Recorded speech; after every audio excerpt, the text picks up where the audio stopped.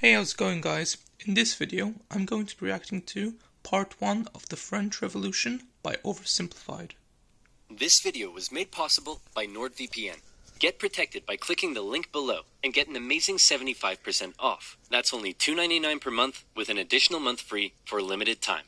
Also, new French Revolution merch available now in the store, including King Louis and Marie Antoinette character pins, complete with detachable heads, just like the real thing. Oh yeah. So I said to the Marquis de la Fufayette, "What do you think I am? Some dirty peasant? I've never worked a day in my life." That's actually true, by the way. Wow, Many that Marie Antoinette of the sure is nobility pretty. Sure back is. then, Wouldn't want to be Prince they'd Louis actually though. really That's going to be a lot of responsibility traditional when he sense. becomes king, especially since France is in financial ruin. Quite. Thank you one and all for attending the royal marriage of my grandson, the future king of France, to the Archduchess of Austria. Now for the very awkward yet historically accurate part of the ceremony, where we all watch them get into bed together. Did this actually happen? Oh, that is just wrong. All right, now that's out of the way. Let's leave the royal couple to it. You better give us an heir, you fat, ill-bred boy. Nighty-night. That's going to be a lot of responsibility. France is in financial ruin. You fat, ill-bred boy. Quite. That's going to be a lot of responsibility. France is in financial ruin. You fat, ill-bred boy. That's going to be a lot of responsibility.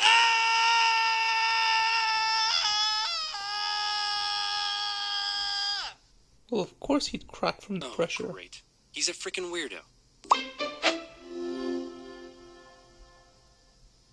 France, the most prosperous, cultured, and beautiful nation in the world, as it had been for centuries. An exquisite social culture, with the king and the upper classes throwing crazy parties every night, enjoying high living and fine dining. Who cares that they were only able to do so off the backs of the hard-working, starving poor? What are they gonna do? Revolt? They're only 80% of the population. As it turns out, that's Life exactly what they're in gonna do. France is great. What's that, France? You want to go to war with Britain and increase your power? Go for it, little buddy. You do you. And you lost. We're actually Now you're learning in about severe that right now financial in history. debt. We have no money. What do? Should we stop partying? Heck no. Party harder. That's okay. The peasantry will pick up the slack. They were created by God to do all the work, and you were created to reap all the benefits and party hard. That's just how society works, and we've all just accepted it for centuries. Why? Why what? Why do the nobility get to be all rich and stuff? Just because they were born into it? And the rest of us schmucks just have to accept that? Hell, why do we even need a king? Who decided that? It all just seems very unfair and unequal, and I, for one, am starting to question it. Wow, that's very enlightened of you. And so began the Age of Enlightenment. Great philosophical thinkers Well, it across actually France and occurred beyond began to slightly question earlier whether than this. beautiful nation was really all that beautiful after all. Hey, Prince Louis, bad news. Your grandpa died of smallpox this morning, which means good news, you're now the king. So just to sum up, France is in severe financial debt, and the angry populace are beginning to question how necessary you are. But hey, I believe in you, champ. You got this. He's gonna scream again, isn't he? Oh, no.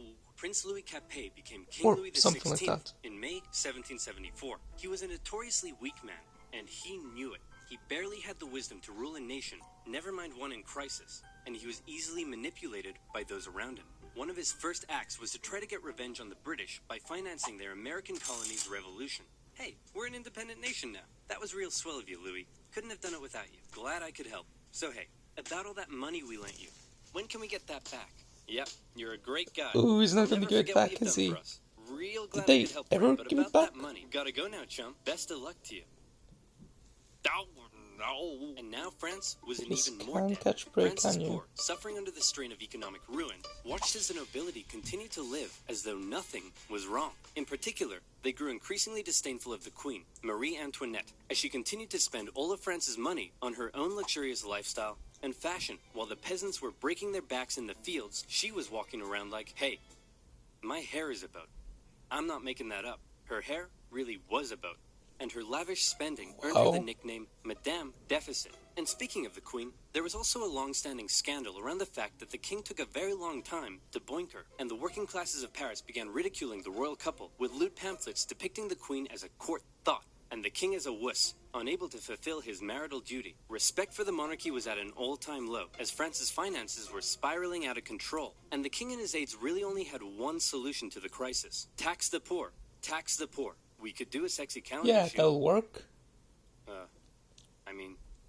Tax the poor. And so it was. The poor, who were already struggling to make ends meet, found themselves being taxed from every direction. Hey, I'm the royal tax collector. Looks like you've yet to pay your income tax, head tax. By the way, how many windows you got in that house of yours? 3? Oof, yep. There's gonna be a tax for that.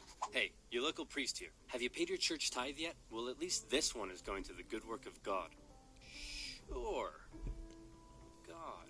I think this year, God wants me to buy a new swimming pool. Hey, private tax collector here. Oh, and I brought some goons with me. Just a few quick questions. How much salt did you buy this year? About 7 kilos, I think? Yep. Okay, there's gonna be a tax for that. Oh, what's that over there? And that's extra salt I held over from last year, so I wouldn't have to buy as much this year. Oh, yeah, there's a tax for that. It's so unfair. What are you doing with all this salt? Well, obviously cooking. On the table. Yep. And preserving fish and meat. Oh no. Yep. And there's a tax for that. Hey, how old is he? He's 9. And so he's purchased his required amount of salt for this year, right? What? No, he's 9. Uh-oh. Sorry, little Timmy. Looks like I'm gonna have to tax you for that.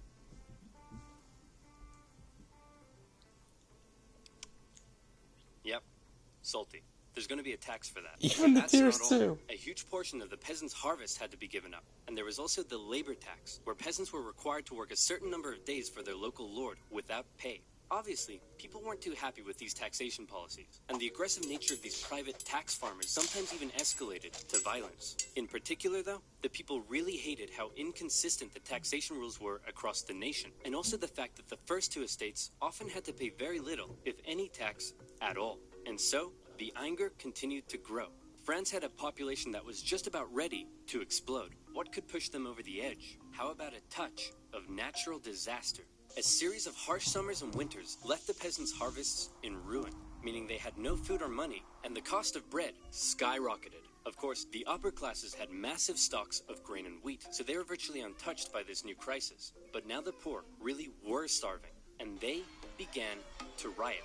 Women took to the streets. Bakeries were raided, and bakers suspected of keeping bread for themselves were sometimes even hanged. Wow, this is really getting out of control. Your Majesty, we need some decisive action. You need to step up and lead us. What will you do? Okay, I've got this. You're not gonna do I anything, know. are you? I'll summon the Estates General, and they'll decide what to do. Called it. You really are a fat, ill-bred boy. The Estates General Ooh, was the closest thing burn. France had to a government, apart from the king. It was a purely advisory body, and was rarely summoned. In fact, it hadn't been summoned for 175 years prior to this. But with France in a severe crisis, the king felt the time was right to call on the government to help. The Estates General was made up of representatives from the 3 estates, that is, the clergy, the nobility, and everybody else. Okay, thanks for coming, everyone. The first order of business is regarding the clergy and nobility. You all get brand new Porsches. You get a Porsche, and you get a Porsche, and you get a Porsche. Just like Oprah Winfrey. Everybody gets a Porsche. And now into the second order of business. France is completely out of money. Like, it's never been this bad before. Anyone got any ideas? How about we all get Lamborghinis next time? The king decided that in order to make a Wow, decision, he's they so had to out come of up with touch. a voting system. Okay, the clergy. And You not have a just because population of cars don't exist yet. 130,000, so you'll get 1 vote. The nobility. You have a population of 350,000, so you'll also get 1 vote. And the third estate. You have a population of 27 million people and make up 98% of the population. Very impressive. You'll get 1 vote. The third estate were obviously pretty unhappy with this system because they kept on finding that this would happen. We propose to raise taxes on the third estate. All in favor? All opposed? 2 to 1.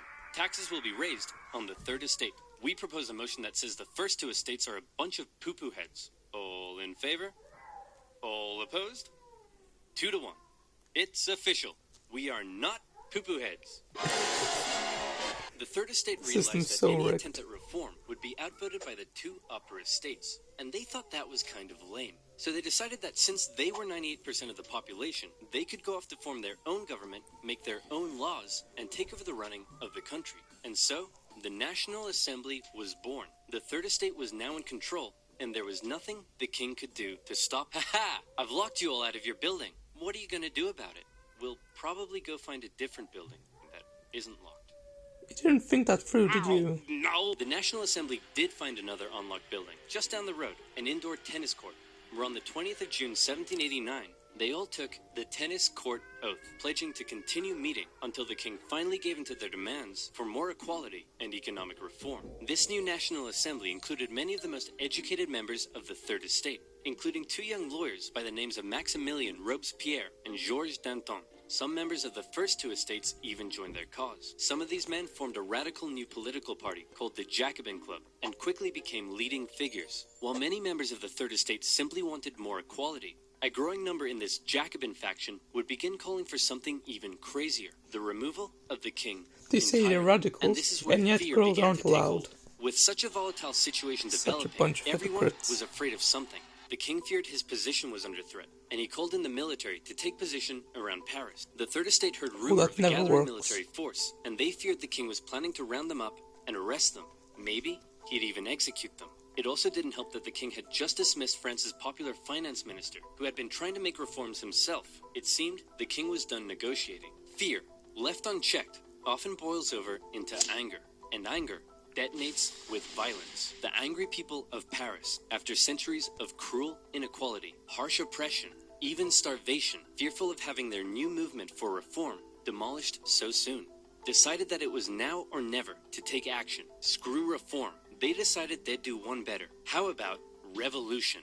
The people of Paris, believing the French military was preparing to attack, decided they should arm themselves. The National Assembly announced the creation of a bourgeois militia, the National Guard, and immediately, many troops from the French military defected over to the revolutionary side. In the early hours of July 14th, 1789, a large crowd stormed and raided the Hôtel des Invalides, a military hospital where they were able to secure a large number of rifles. The bad news was they weren't able to find any gunpowder for their new weapons. The good news was they knew exactly where to get some.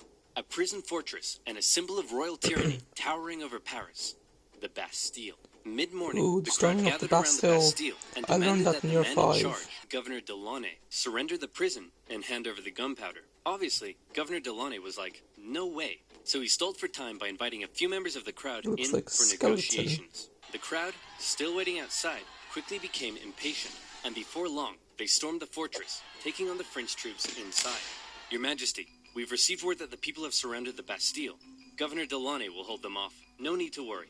Actually, Your Majesty, it appears the crowd is now headed away from the Bastille. You see? What did I tell you?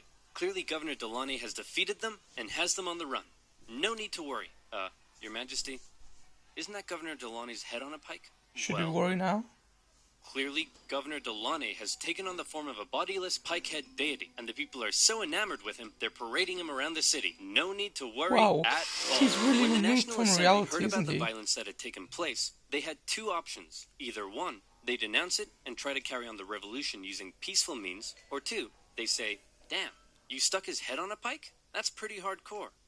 And we love it. Incidentally, they went with option number 2. Some historians believe this reaction paved the way for the utter violence and bloodshed that would become the legacy of the French Revolution. This widespread acceptance of violence during the Revolution is also largely credited to the writings of a certain Jean-Paul Marat, a man of science with a horrible skin condition that kept him confined to a bathtub. He began writing a radical newspaper he affectionately named Life is The a Friend of the beach. People. I see what you Citizens did of there. France, be very afraid. Given the chance, the king and the nobility won't hesitate to massacre us all. The solution is simple. Execute them. Kill every last one of them. Cut off 1,000 heads. And if that's not enough, cut off 1,000 more. Oh, Calm hey, down, Mr. man. You're Squeaky, gonna get an what are you doing aneurysm. down there? You're so cute. Aw, I love you too, Mr. Squeaky. Mwah. Now, where was I? Oh, yeah. Kill them all. It became one of the most popular publications in Paris during the Revolution and succeeded in spreading ever-increasing fear and anger among the people. In August, leaders of the National Assembly, with help from a certain Thomas Jefferson, adopted the Declaration of the Rights of Man and of the Citizen, an incredible document that guaranteed liberty and equal rights to all men. And when I say men, I mean men. Despite its glaring shortcomings in gender equality, the massively influential declaration would go on to inspire the struggle for liberty and equality across the planet for centuries. However, back in France, the vast majority of the people weren't really so concerned with enlightened ideas of equality as much as they were concerned with the fact that they were still starving. Bread was still expensive as hell and hard to come by. The people felt that one reason nothing had been done yet about the crisis was because the king simply couldn't see the problem. He lived in Versailles, a full 20 kilometers southwest of Paris. So basically, he lives in his own little world. Separated from his dirty, stinking subjects. On October 5th, a crowd of women, 7,000 strong, decided they'd do something unprecedented. They decided they'd remove that separation and confront the king directly. The women marched all the way to the king's palace in Versailles. Along the way, the crowd continued to grow into the tens of thousands. And when they arrived, they demanded an audience with the king.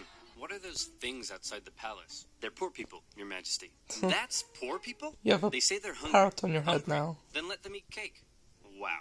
See, this is the exact BS that led to this whole mess in the first place. You're so out of touch. They're writhing around in the filth, breaking their back to barely scrape by. And they come to you demanding just the basic ability to feed themselves. And you think a slice of cake will sort them out? You said it, man. Well, then let them eat Taco Bell Crunchwrap Supreme. Wow. They're not that desperate. Members of the crowd actually managed to break into the palace with the intention of killing the queen, who narrowly escaped through a secret passage in her bedroom. The enraged mob killed several members of the royal guard and raised their heads on pikes, which, if you Just haven't like they noticed did yet, the governors. is something they were quite fond of doing. The king had no choice but to come out and talk to the crowd. He agreed to accept his new position, sharing power with the revolutionary government, and to return to Paris with the crowd, removing the separation between king and subject. King Louis had a problem with people constantly raiding his palace, but one thing he didn't have a problem with was people raiding his computer, because he used NordVPN. If, like me, you don't like hackers stealing your data, password, bank deets, and girlfriend, then you need to check out You have a girlfriend? NordVPN. With over 5,000 servers in 60 countries, it allows you to surf the net anonymously and safely with no personal data logging. It's super easy to use. You can take a trip to a server in Japan with just a click of a button. And while you're there, why not check out some sweet Japanese Netflix? Or maybe you want to watch a certain oversimplified video that for some reason has been blocked in your country. Well, with NordVPN, you can. Good reason for that NordVPN too. gives you access to super fast servers and much more. And if you're not happy with it, it comes with a 30-day money-back guarantee. Get NordVPN now by clicking the link below, nordvpn.com/oversimplified, and get an amazing 75% off. That's only $2.99 per month with an additional month free for a limited time. And you'll also be helping to support my channel. So again, that's nordvpn.com/oversimplified. So anyway guys, that is for this video. In the next video, I'm going to be reacting to part 2, and as we can clearly see here, Napoleon is on there. So yeah, bye guys.